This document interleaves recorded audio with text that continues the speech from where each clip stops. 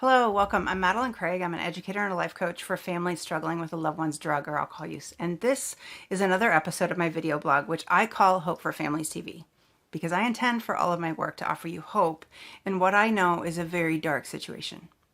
And this is episode number 5 in my video series, Why I Do What I Do. So I'm wondering, how much do you know about the treatment industry? If you're like most families that I've worked with, you probably know very little, if anything. And that leads me to reason number 5, why I do what I do.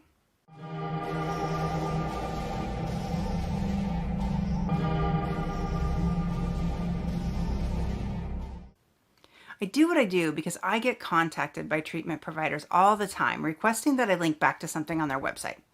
Now, I don't provide backlinks to treatment programs because I'm not able to vet them adequately, and I don't want to look like I'm endorsing any of them.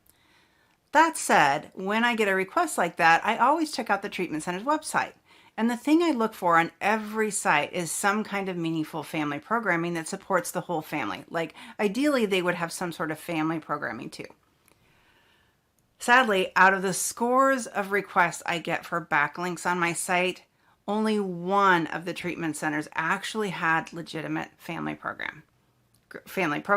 With a couple of exceptions, the rest of them had absolutely nothing, not even information on their website to support families.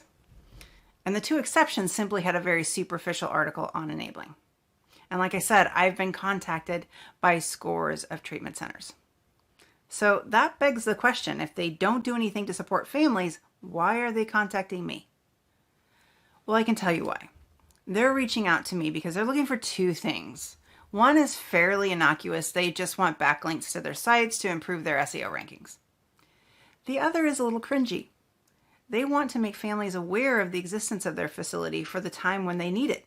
Because outside of insurance, by and large, it's families who pay treatment center bills. But treatment centers are rarely transparent about what they do and their success rates. In fact, I'll probably be doing a post in November on a report that Hazelton Betty Ford published in June about their success rates. That report is very opaque. You really have to read between the lines and look at what they're not saying. And this is from Hazelton Betty Ford. And the figures displayed in that report are curious at best. Furthermore, when families get to the point where their loved one is truly willing to accept treatment, the situation is so precarious. And it's precarious for a number of reasons. When someone with a substance abuse problem admits they have a problem and that they want help, families have a very small window in which to act before their loved one starts walking back that admission that there's a problem and retreats back into denial. So family members need to take action fast, because that walking back is going to happen the minute the admission leaves their mouth. Furthermore, it's often a serious crisis that compels someone abusing substances to admit they need help. And this crisis is likely traumatizing family members just as much as it is the loved one abusing substances. The more stress a person is under, though, the more the amygdala, that's the fear center in the brain whose sole job it is to keep us safe, the more the amygdala is going to shut down the prefrontal cortex. And the prefrontal cortex is the area of the brain that we use for logic, reasoning, and making decisions. So imagine this scenario. The average cost of 30-day residential treatment in the United States, at least, is over $42,000. So families end up in a situation where they're making an extremely high-stakes decision in a situation in which they have very little time in which to act. They don't have all the information they need or even know what questions to ask, and their brain isn't fully online. I do what I do because I want to help family members prepare themselves ahead of time.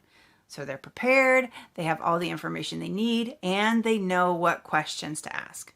And this is so important because as cringy as the relationship between treatment centers and families can be, the reality is these treatment centers have to operate within a really flawed and deficient healthcare system that is by and large driven by market forces. Given that family members are one of the primary sources for financial support for treatment centers, I believe if the treatment system is going to change, it's going to be because family members demand it. So I do what I do because I want to empower families to make those demands and support the treatment industry and even our whole healthcare system in shifting so it works better for everyone. Hope that's helpful. Thanks.